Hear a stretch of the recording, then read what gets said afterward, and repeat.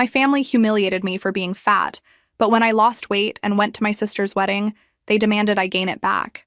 Most of my baby pictures look like someone messed up the camera angle and forgot to fix it, like the lens was always a little too zoomed in whenever I was in the frame.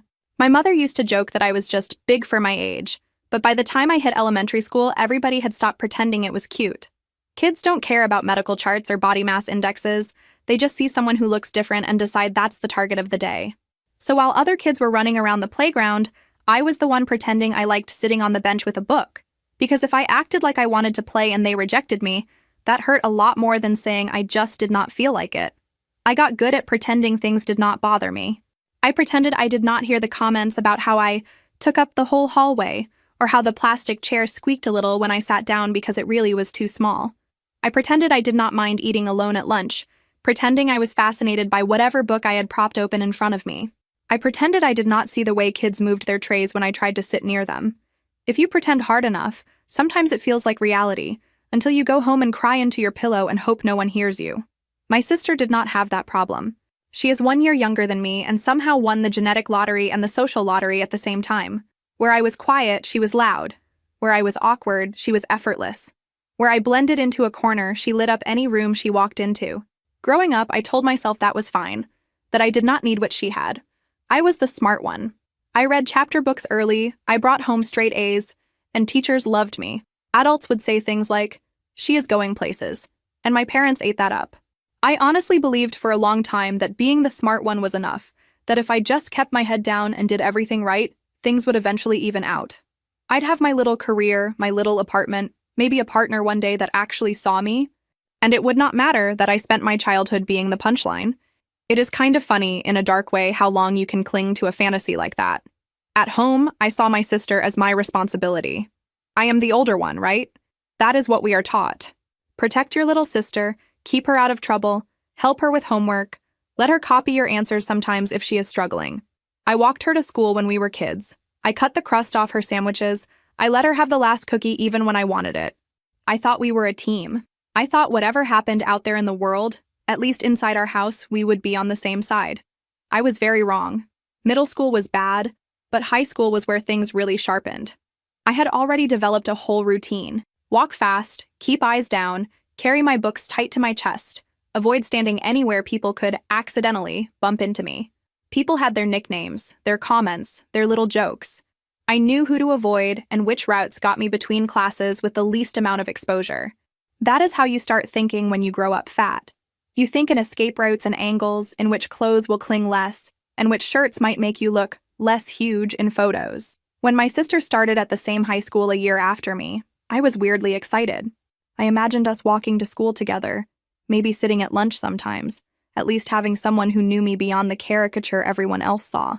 I told her which teachers were strict, which ones were fair, which hallways got crowded, all the older sibling survival tips. She listened, nodded, smiled, and for a moment I really thought, okay, maybe this year won't be so bad. She got popular in about a week. I am not even exaggerating. 1 week. She joined some club, started sitting with the kids who always looked like they were in some teen show. And it was like watching someone slide into a space that had been pre-reserved for them. People leaned in when she talked.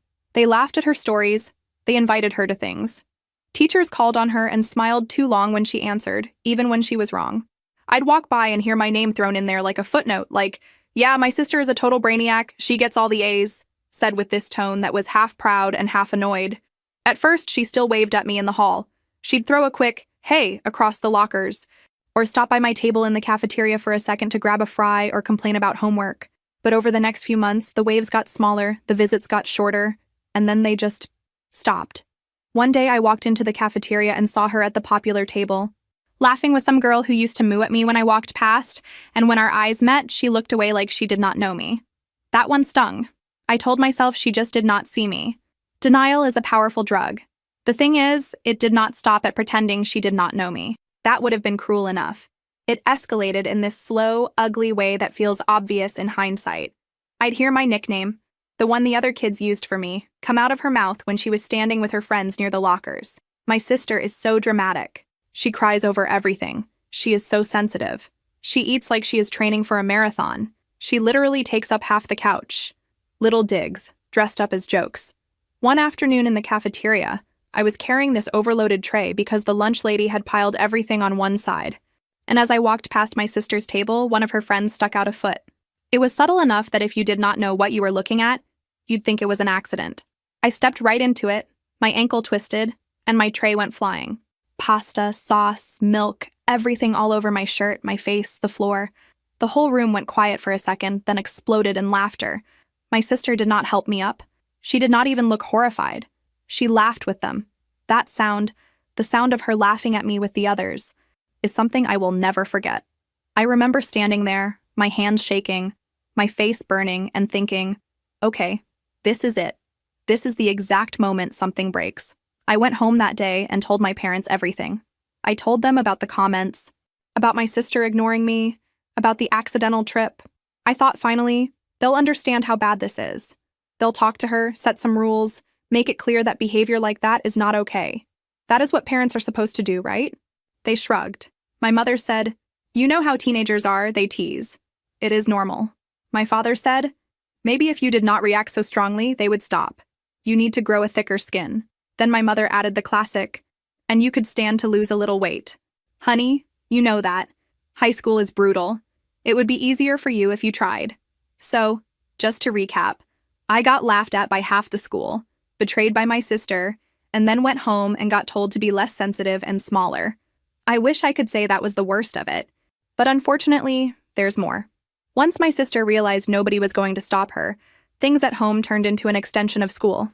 She would bring her friends over and they'd wander into my room without knocking, flop onto my bed, pick up my notebooks, flip through my sketchbook.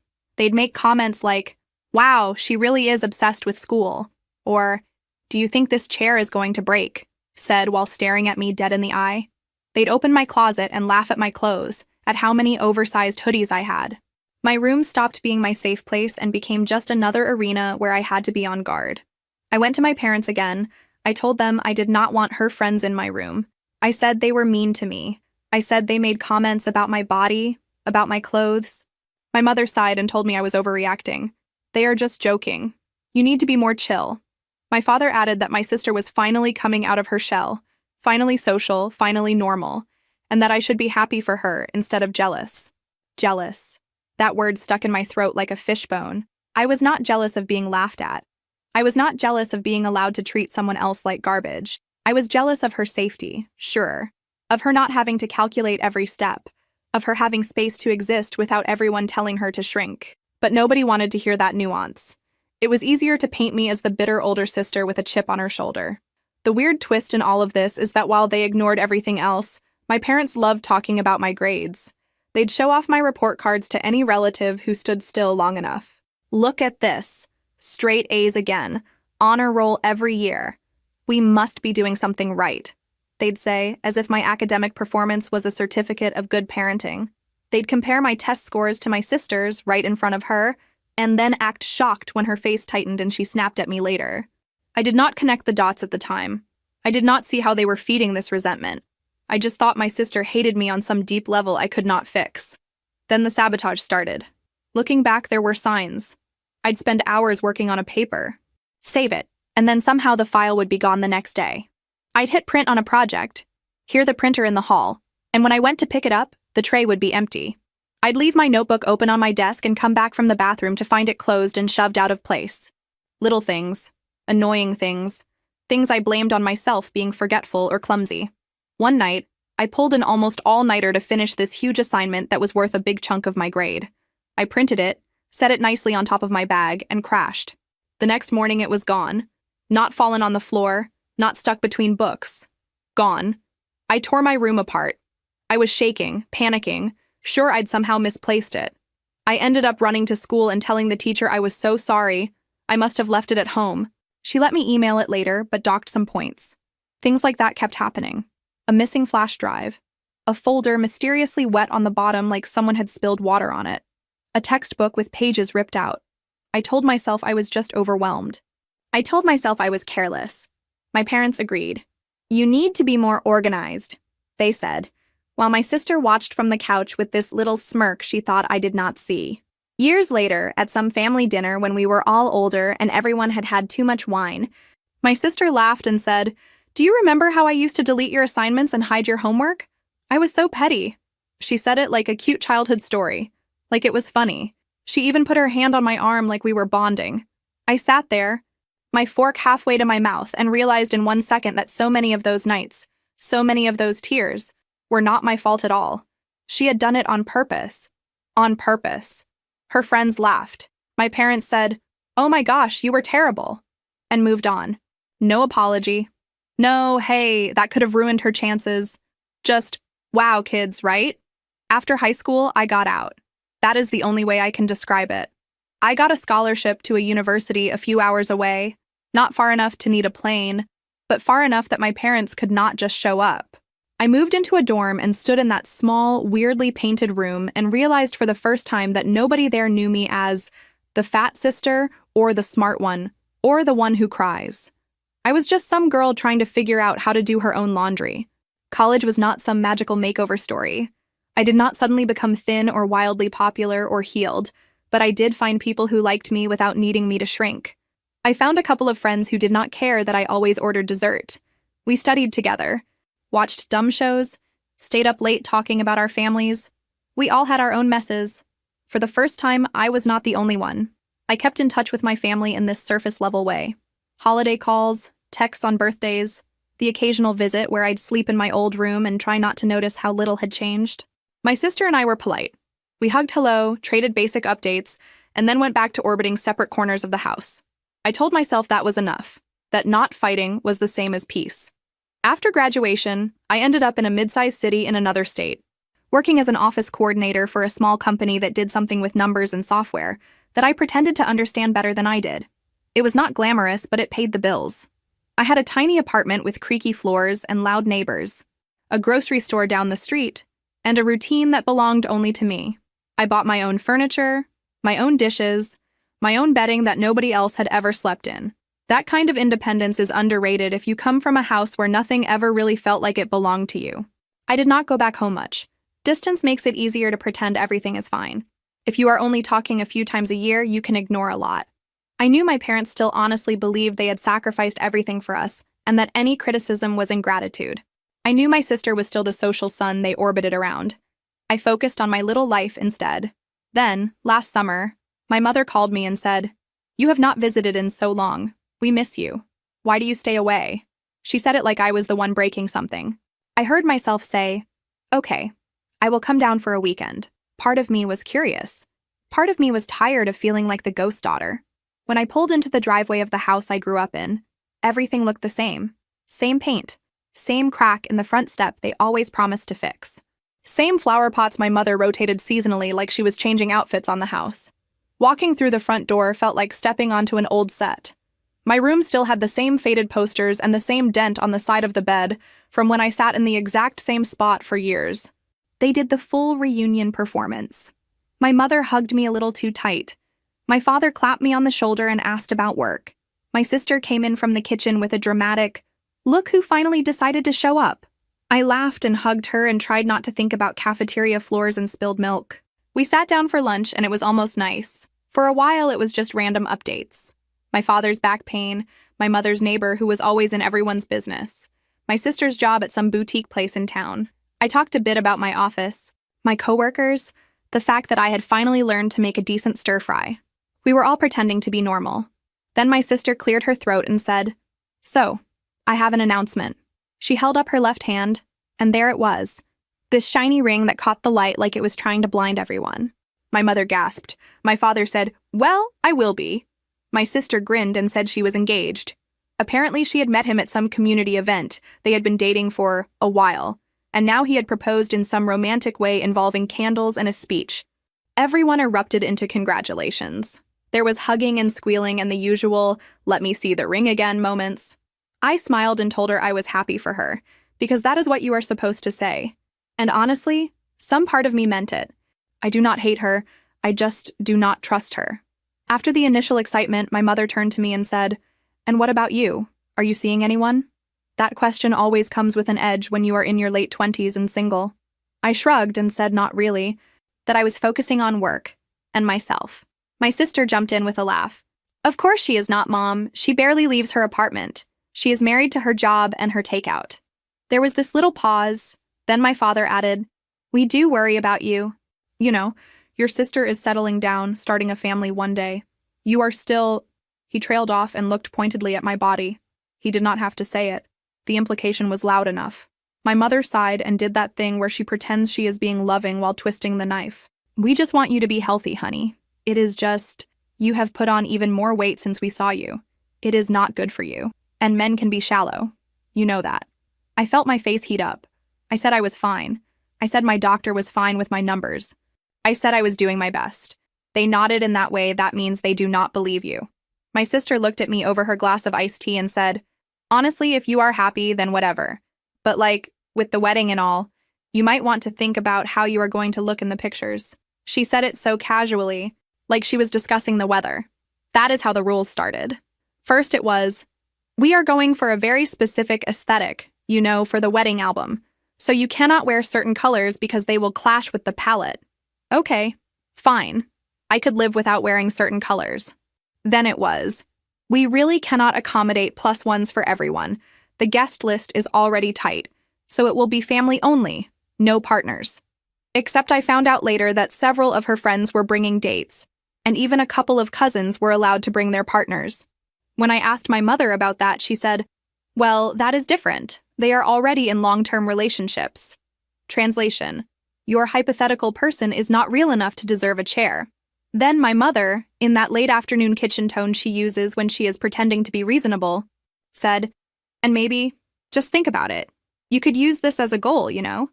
To slim down a bit before the wedding, so you feel better in the pictures. We could even help. Your father and I would feel so much better knowing you are taking your health seriously."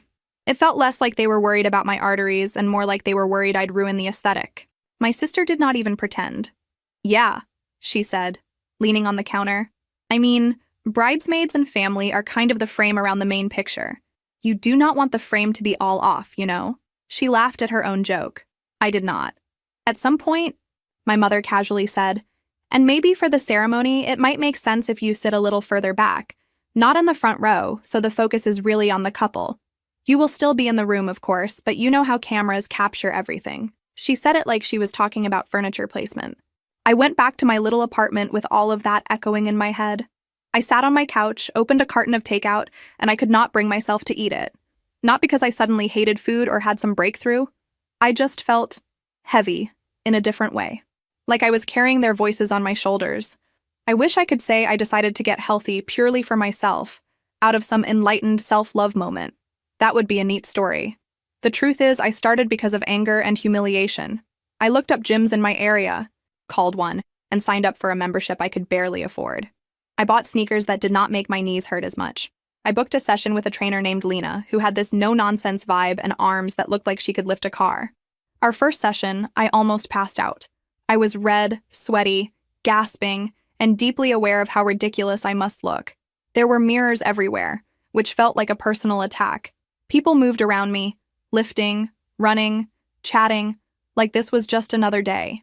I wanted to disappear. Instead, I kept showing up. It was not some straight line. There were weeks where the scale barely moved and weeks where I felt like I was dragging a tired, sore body through wet cement. I sprained my knee once stepping off a treadmill wrong and had to ice it on my couch while my phone pinged with texts from my mother about dress sizes and theme colors. I cried in my car more times than I want to admit after a bad workout or a rough day, feeling like maybe they were right. Maybe I was just meant to be the big, embarrassing background character forever. Lena did not do the whole no pain, no gain nonsense. She said things like, "You are here, that is what matters," and "You are stronger than you think, but you do not have to destroy yourself to prove that." One day when I was ranting about my family and the wedding and how they basically told me I was not fit to be seen, she listened quietly and then said, "You know you are allowed to want this for you and not for them, right?" I shrugged. She said, "Maybe it starts with them, but it does not have to stay with them." Somewhere along the way, the focus started to shift. I noticed I could climb stairs without feeling like my lungs were on fire. I noticed my joints did not hurt as much. I noticed my clothes fitting differently, then not fitting at all. I gave away a pile of old shirts and bought jeans that actually buttoned without me having to lie down on the bed to zip them.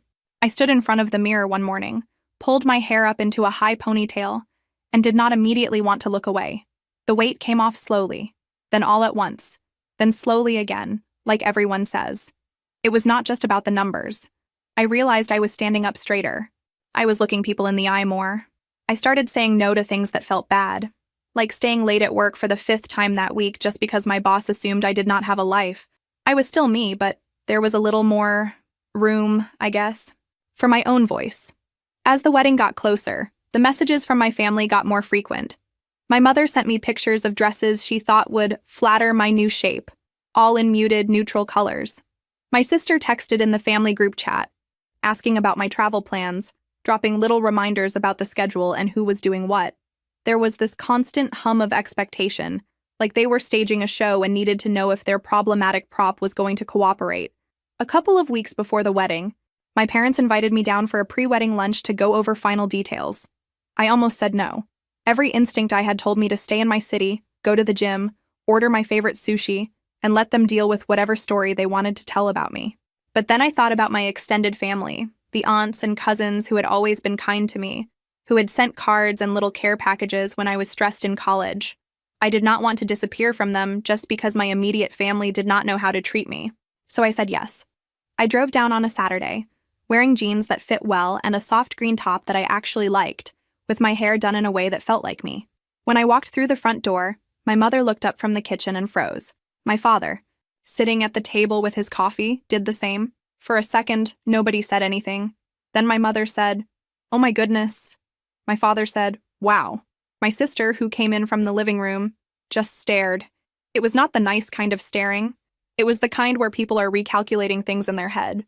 "You look different," my mother finally said. I smiled and said, "Yeah, I have been working out, trying to take better care of myself." My heart was pounding. I do not know why it felt so vulnerable to say that out loud. My sister stepped closer, actually reached out and poked my arm like she was checking a piece of fruit at the store. "Okay, gym girl," she said, trying to make it sound like a compliment and failing. "You really did it." My father circled me like I was a car he was thinking about buying. "You almost look like a different person," he said. "If I did not know better, I would think you had some kind of surgery." He laughed a little, like it was a harmless joke. "I did not," I said. "I just worked hard. For a long time." My mother recovered quickly.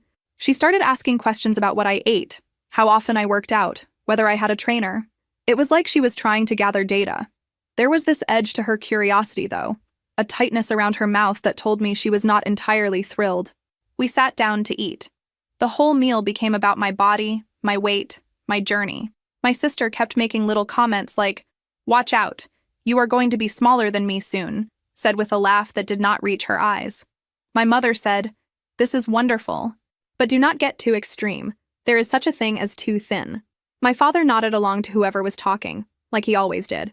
At some point, my sister put her fork down and said, "Okay, but real talk. We do need to talk about the wedding. Because this changes things." I paused, my fork halfway to my mouth. "Changes what?" She waved her hand at me. "Your whole look. I mean, the bridesmaid dresses are picked. The pictures we had in mind for the ceremony, the seating. I did not plan for you to look like this." "I am still me," I said.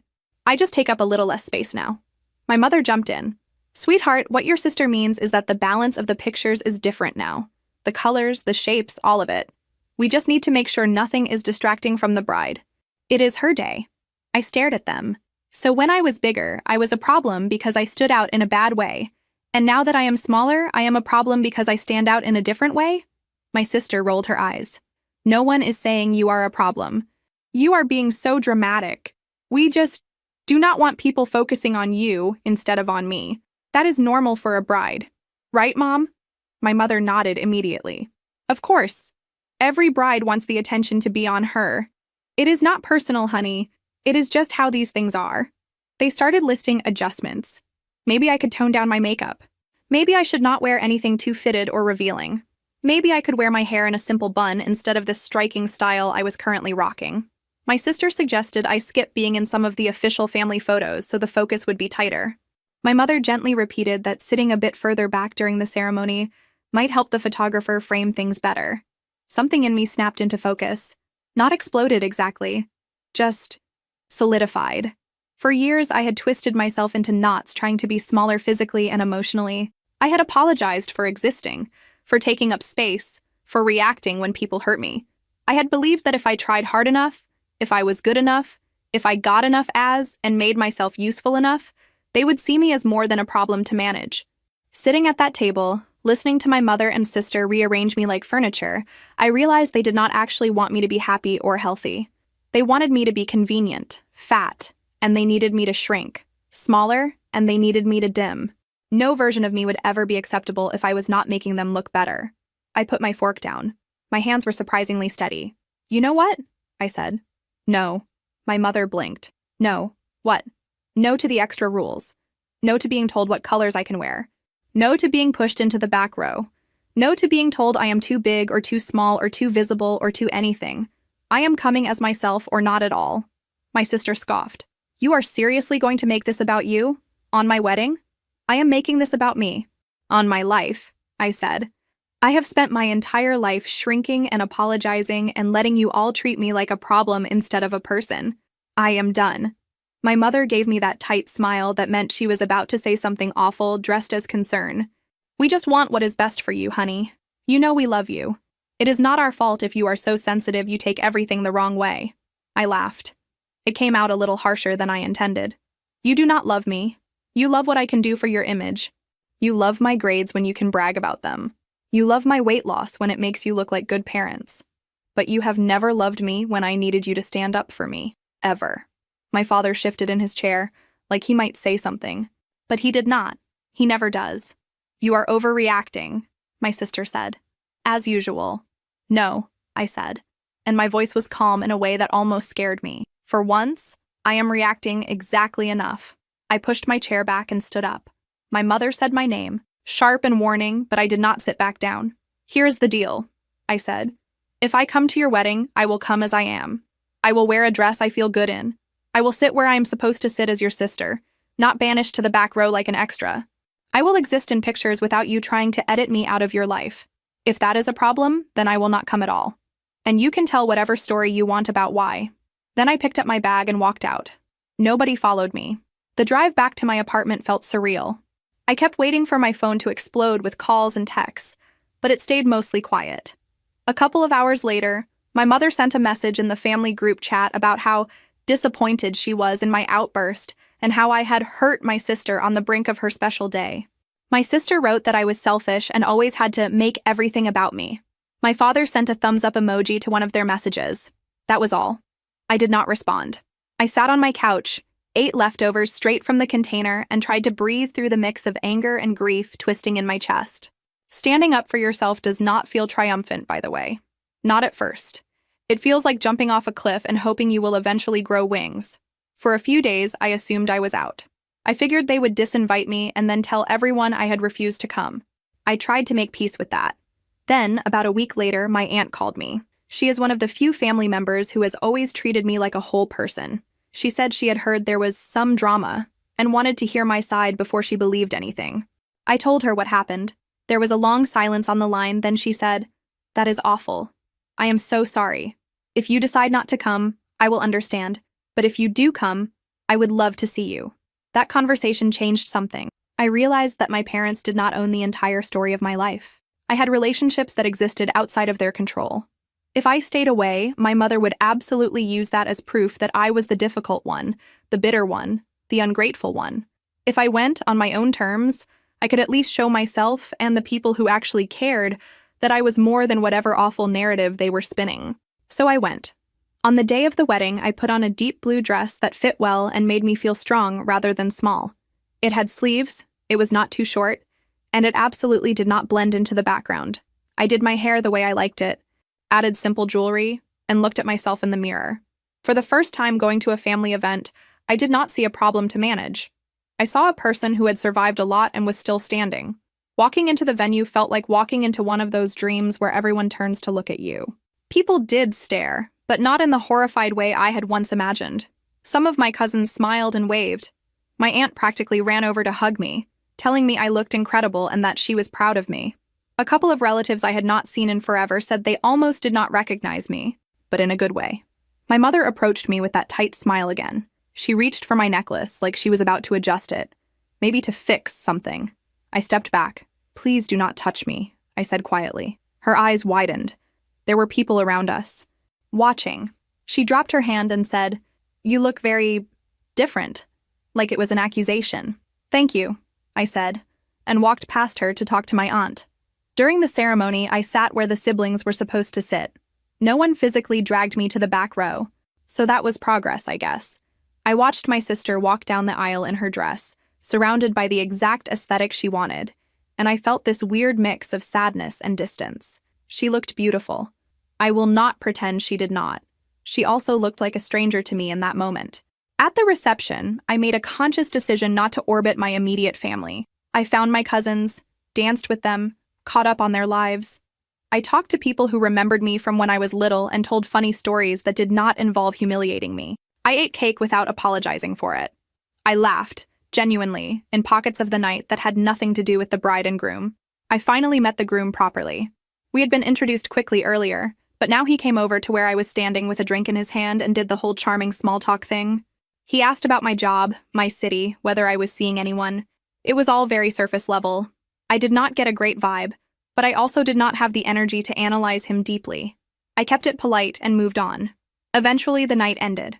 I drove back to my hotel, kicked off my shoes, and lay there staring at the ceiling, feeling a strange kind of relief. I had shown up on my own terms. I had refused to be rearranged. It did not fix anything with my family, but it did something in me that I needed. A few days later, I got a message on a social media app from a username I did not recognize at first. When I clicked it, my stomach dropped. It was the groom. He started with, "Hey, it is me, from the wedding. Hope you do not mind me reaching out." Then it turned into, "You looked amazing the other night." And, "There is something kind of hot about that whole rivalry you have with your sister." He said he had always been curious about what it would be like to be with the other sister, like I was some alternate flavor on a menu. I just stared at my phone. My first reaction was disgust. My second was this cold, familiar realization. Of course. Of course the man my family had put on a pedestal was texting me behind my sister's back, turning our pain into something exciting. He kept going.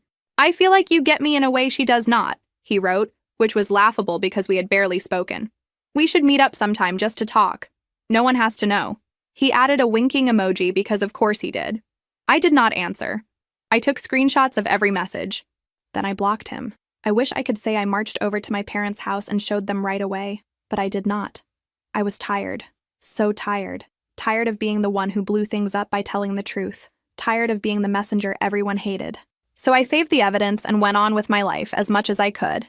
Over the next few months, my contact with my family shrank even more. My mother sent occasional group texts with photos of my sister and her new husband doing cute newlywed things. "They are so happy," she wrote once, like she was daring me to contradict her. I did not. Then, about 7 months after the wedding, my phone rang on a random Tuesday night. It was my mother. I almost let it go to voicemail, but curiosity got the better of me. When I answered, she sounded frantic. "She is back home," she said without even saying hello. "Your sister, she moved back in. He cheated on her. Can you believe it? After everything we did for that boy." I closed my eyes. Of course he did. "I am sorry she is hurting," I said. And I meant that. No matter how much damage she had done to me, I did not wish this particular pain on her. My mother launched into a whole rant about how men are pigs, how no one appreciates commitment anymore, how my sister had sacrificed so much, and had been humiliated. Then she said, "And the worst part is, he said some of the messages were with you. Do you know anything about that?" There it was. The angle. Somehow, even with a cheating husband, they had still managed to find a way to drag my name into it. I took a breath. "Yes," I said. "I do." My mother went silent. "You do?" "He messaged me a few days after the wedding," I said. "He said inappropriate things about you and her and the rivalry between us." I did not respond. I blocked him. I have screenshots. I did not say anything because I knew how you would react. "Which, by the way, you are proving right now." My mother sputtered. "How dare you keep that from us? If you had told us, maybe this would not have gotten so far." "Are you serious?" I asked. "The first thing you did just now was ask if I had something to do with this. Not if I was okay. Not if I needed support after being hit on by my brother-in-law, but whether I was part of the problem. You have never believed me when I told you I was being hurt. Why would I trust you with this?" She started crying. Real or not, I was too tired to tell. "Your sister is devastated," she said. She is saying all kinds of things. She says you must have encouraged him, that you always wanted what she has. You need to come home and help fix this. I laughed again, that same harsh sound from the pre-wedding lunch. No, I said. I do not need to do that. My mother's voice went cold. So you are just going to let your sister suffer? She is suffering because her husband is a cheater, I said. Not because I existed in the same room as him. Not because I refused to be erased from your photos. Not because I did not get on board with your aesthetic. She is suffering because she married someone who saw her and her sister as interchangeable toys. I opened my laptop. While my mother was still on the line, I pulled up the screenshots I had saved and forwarded them to her, to my father and to my sister in a group message. Every word he had written to me, every cheap little line about secret meetings and the other sister, all time stamped from days after the wedding. There, I said into the phone. Now you have the truth. Do whatever you want with it. My mother started saying my name, that scolding tone again, but I hung up. Messages started coming in almost immediately. My father wrote, I had no idea. My mother sent a long paragraph about how complicated feelings are, and how I should have told them earlier, and how this was all such a mess. My sister, after about an hour, sent one line. Stay away from me. I stared at that message for a long time. Then I turned my phone off. In the weeks that followed, I heard through the grapevine that my sister's marriage had imploded completely. There were other women, not just me. He had been messaging people from work, from the gym, from random apps. It was a whole pattern. She moved back in with my parents, who now had to deal with the reality that the golden couple they had invested so much in was a disaster. Some relatives reached out to me quietly, saying they were sorry, saying they believed me, saying they had always thought something was off. My parents tried a few times to pull me back into the old role. They sent messages about how family is all we have, and how I should not turn my back on them in this dark time. They tried to guilt me into driving down, into being a shoulder to cry on for a sister who had happily watched me drown for years. I did not go. I answered politely when it felt necessary, mostly to the relatives who had shown me kindness. I sent one message to my parents saying, I hope you are taking care of yourselves. I cannot be the one to fix this. I need distance. Then I muted the group chat. People talk about going no contact like it is flipping a switch, but it is more like slowly turning down the volume on a song that has been stuck in your head your whole life. Sometimes it creeps back in. Sometimes you hear a line and your chest tightens, but over time it gets quieter. I still live in my little apartment with the creaky floors. I still go to the same gym. I still text Lena when I hit a new personal best on something small, like being able to do more push-ups than I could 6 months ago. I still have days where I look in the mirror and see that lonely teenager in the cafeteria covered in spilled lunch, wanting to disappear.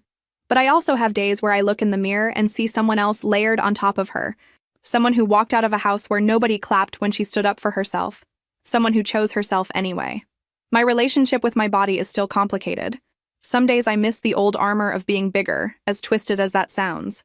There was a strange safety in being invisible because people were too busy laughing to look close. Now they look. I am still figuring out how to handle that. But here is what I know. My worth was never a before and after story. It was never a number on a scale or the dress size my mother wanted me to be for a photo. It was never about whether my sister felt threatened by me standing next to her at an altar. It was not something my parents had the authority to hand out or revoke.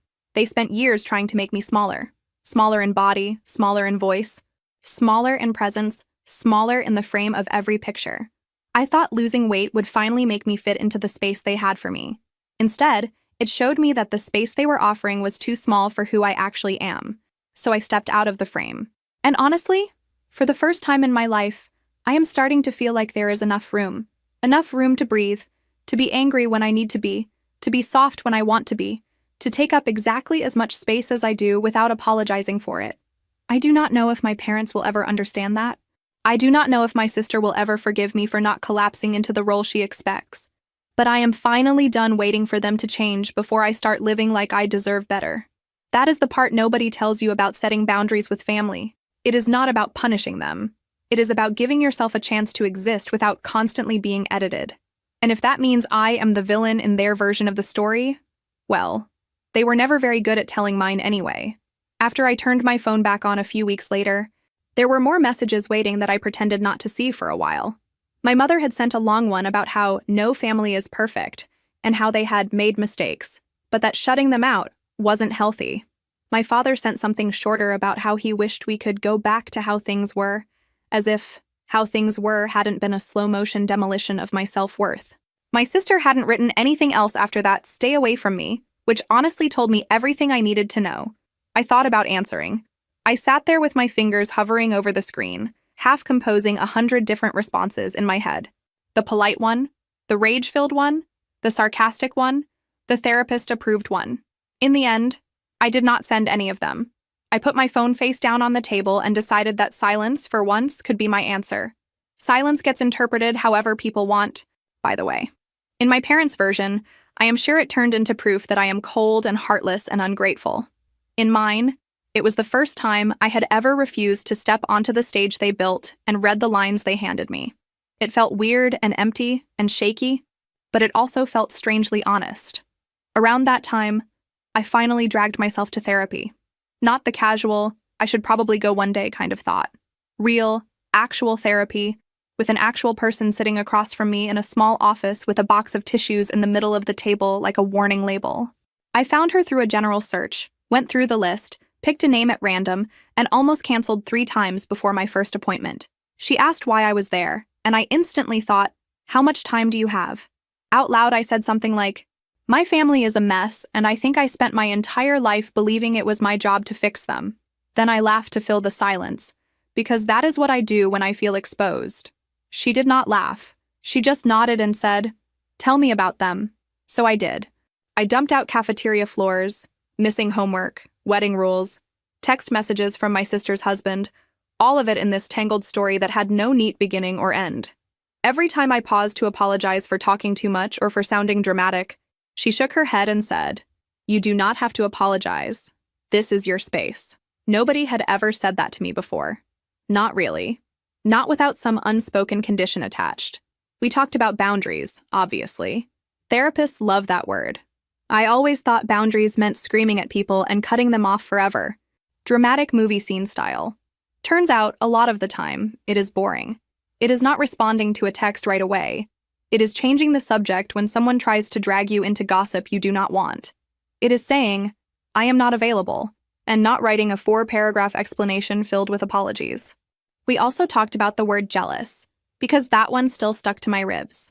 My therapist asked what it meant to me when my parents accused me of being jealous of my sister. I told her it felt like they were calling me petty and small for wanting basic respect. She nodded and said, "Maybe you were jealous sometimes. That is human. But jealous of what? Her ability to hurt you without consequences. That is not the same as wanting what she had." I sat there and stared at the fake plant in the corner because looking at her felt too intense. "I think I was jealous of how safe she seemed," I said slowly. Like the world had a softer spot for her to land. Like she could mess up and someone would always rush to defend her. And if I got hurt, it was somehow my own fault. Saying that out loud hurt in a way that was almost physical. But once the words were out, I could not take them back. And there was something weirdly freeing about that. Meanwhile, life kept happening outside of my little emotional earthquake. My job did not pause just because I was busy unpacking my childhood in a therapist's office.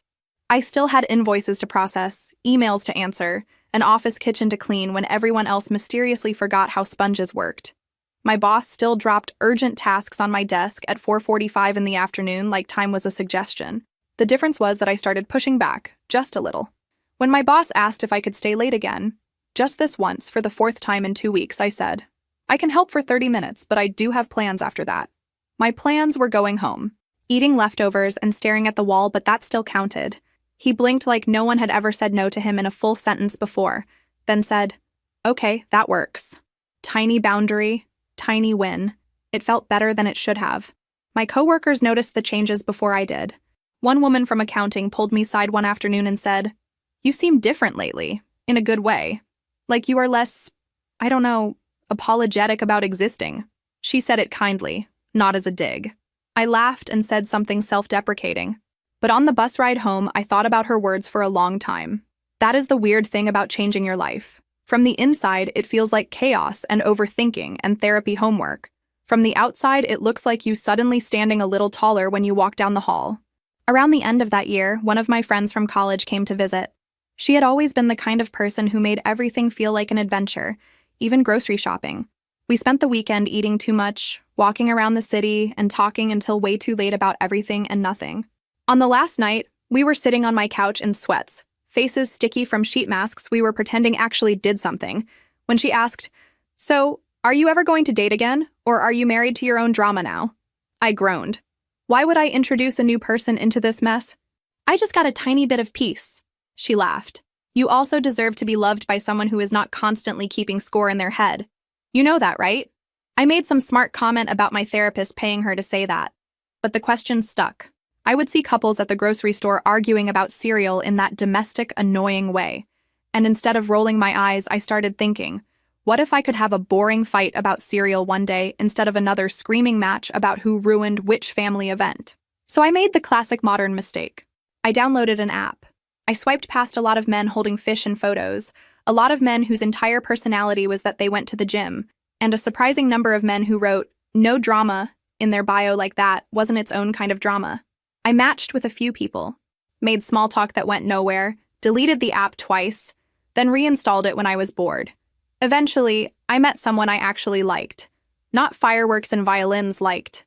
More like, oh, I can be in the same room as you for 3 hours and not want to stab something, which felt huge after everything.